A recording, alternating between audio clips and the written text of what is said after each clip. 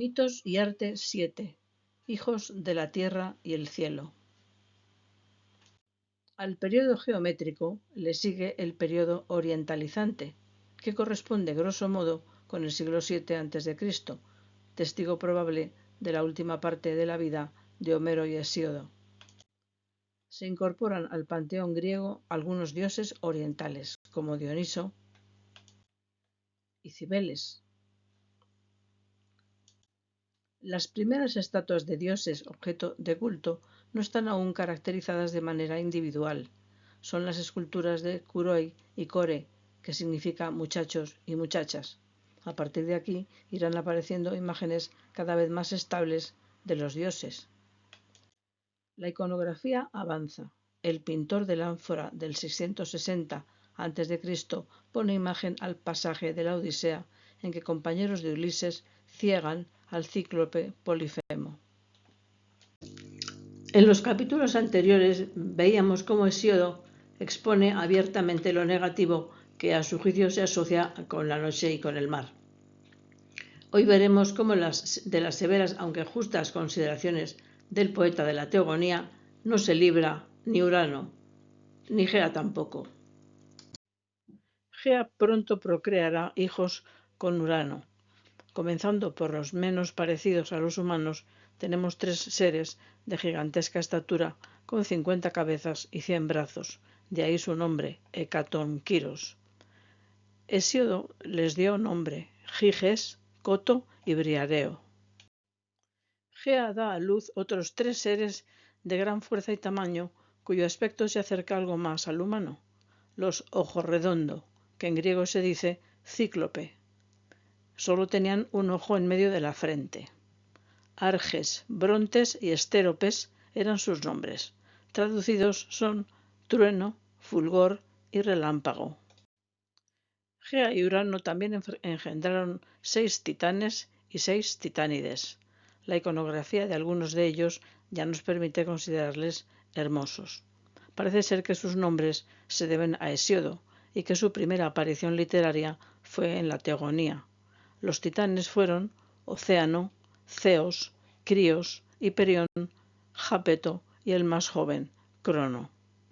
Este último nombre significa cuervo y no tiempo, como algunos creen. Los nombres de las titánides son Tea, Febe, Tetis, Temis, Mnemósine y Rea.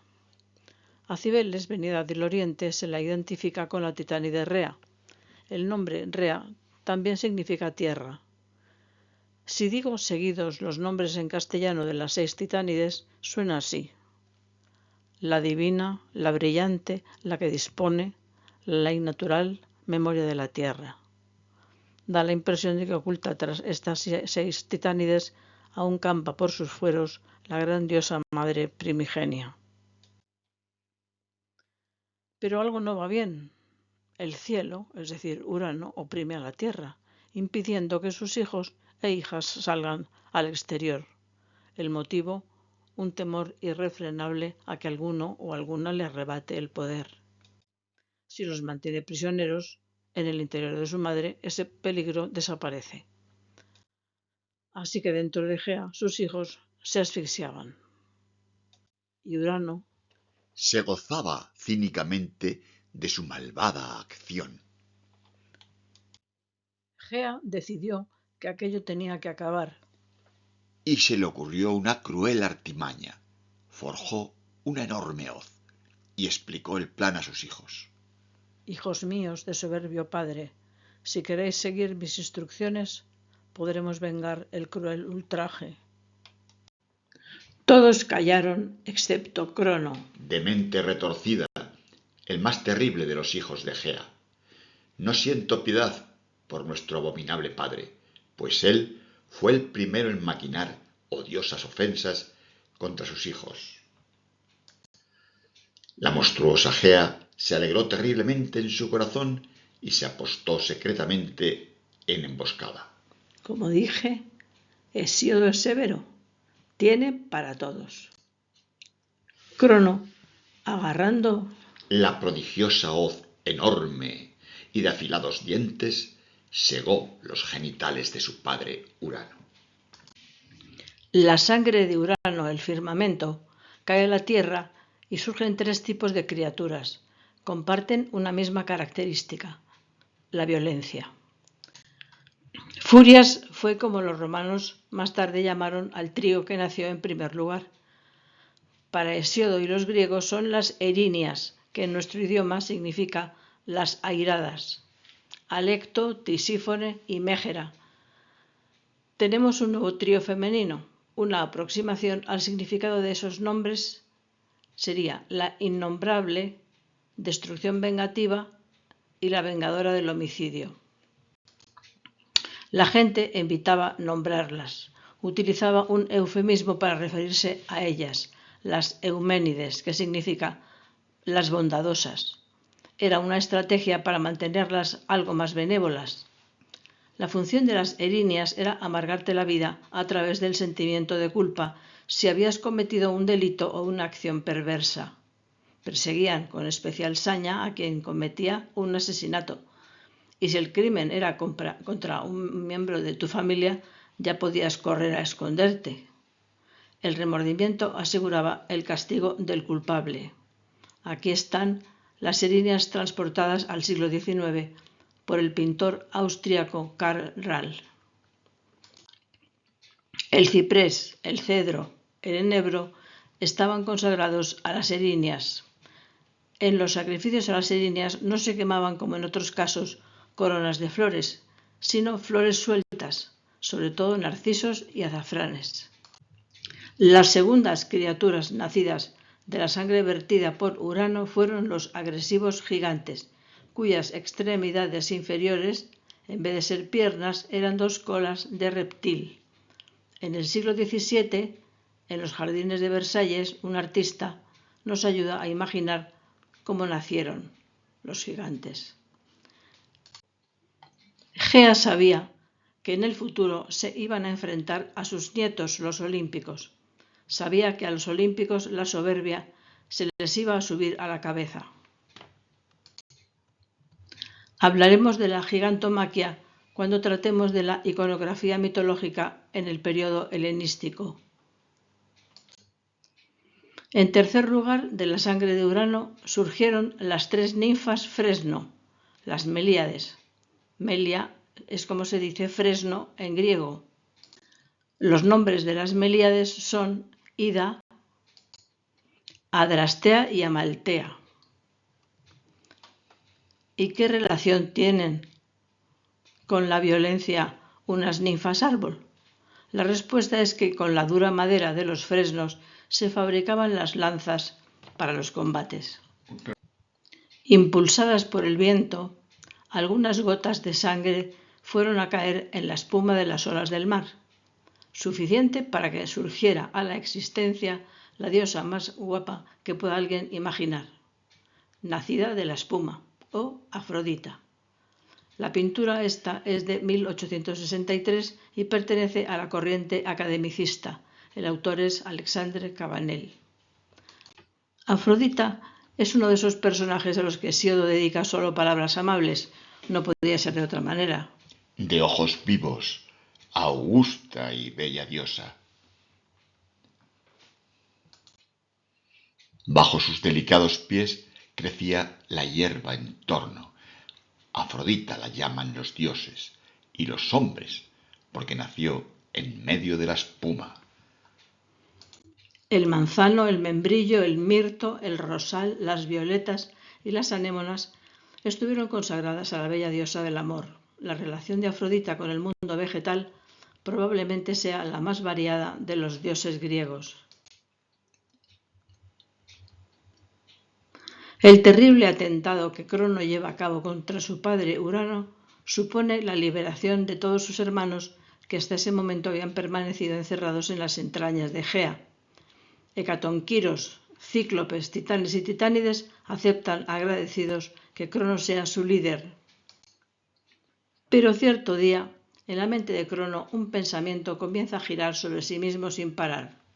Después de todo, no era mala idea la de mi padre Urano de mantenerlos a todos encerrados. Así nadie podía discutirle el poder. La segunda idea lo tuvo fácil para anidar en la mente de Crono. Lo que había que hacer era repetir la estrategia de Urano. Así que Crono volvió a encerrar a todos sus hermanos. Esta vez, el lugar del encierro fue el Tártaro. Evidentemente hizo una excepción con su esposa Rea, pero no era la felicidad lo que le esperaba a Rea, la titánide. Rea dio a luz a su primera hija, Hestia.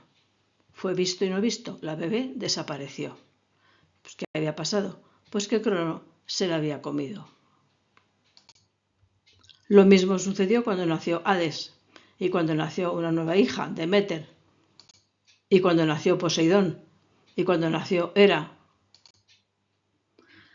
Cada vez que Rea daba a luz, Crono, siempre al acecho, devoraba a la criatura.